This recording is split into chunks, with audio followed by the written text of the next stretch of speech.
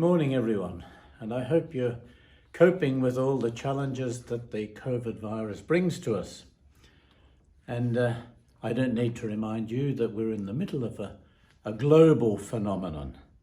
For the first time in world history, all people, because of the reach of information technology, has come together. All over the world, we know that we face a common threat. We face the same fears, the same uncertainties, and we long and hope for an answer that comes to us from science in the form of a vaccine. So in one single season, our lives have been changed. Civilization's been brought low by a microscopic parasite. Imagine it 10,000 times smaller than a grain of salt. It attacks our physical bodies, but it also threatens the cultural foundation of our world. Pandemics and plagues have had a way of shifting the course of history. In the 14th century, the Black Death killed almost half the population in Europe. Scarce labour meant that there was a rise in wages.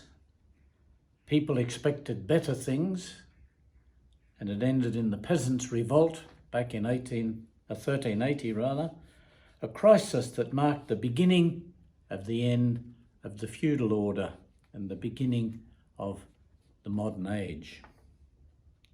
With so much world coverage, the pandemic will be remembered as a turning point in history, whose significance we still have to understand.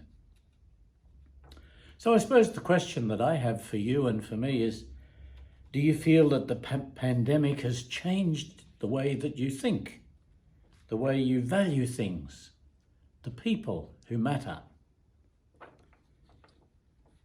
Now's not a time to be making New Year's resolutions, but it might be a good time to make a resolution or two to see life differently and to value life a little bit more. So I've been thinking that we started the pandemic with a real spirit of cooperation. Even our politicians on different sides spoke supportingly to each other. But the effects cut deeper. The curfew in Victoria, the limits on movement, cooperation, and a willingness to stand and work together seems to be wearing thin. And competition's grown, and we start to play the blame game once again. So to change the tone, yesterday we Passionists celebrated the life of Blessed Dominic Barbary, an Italian Passionist who brought the Passionists for the first time out of Italy and into Belgium and then on to England. His vision and his courage to walk the streets that was so hostile to the Catholic tradition is part of our Passionist heritage here in Australia. He came into a country where confrontation was the main approach. Dominic was pelted and insulted as he walked in the streets of England.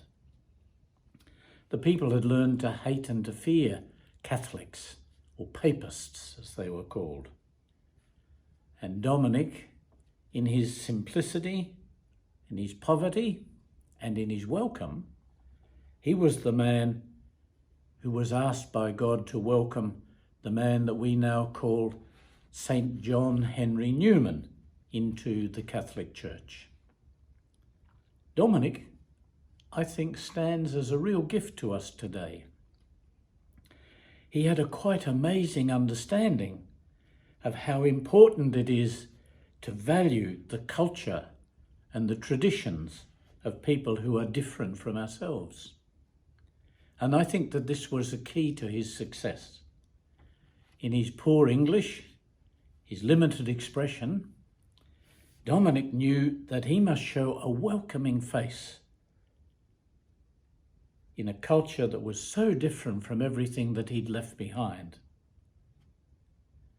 His life in England was marked by respect and good humour and care. People learned that Dominic was a uniter, not a divider. He learned how to respect a different culture and different customs, and he won over fierce opponents. So I was just thinking that now seems to be a moment when each of us needs to learn to listen more deeply, to welcome one another, to celebrate our differences rather than to dread them. Dominic Barbary, blessed Dominic Barbary, who started life as a shepherd and grew to be the door through which St. John Henry Newman could enter into the Catholic Church and become such a powerful influence in opening our church to the life-giving movement of the Holy Spirit. So I hope you have a good day, and I hope you continue to deal well with the challenges that the pandemic brings us. God bless us all.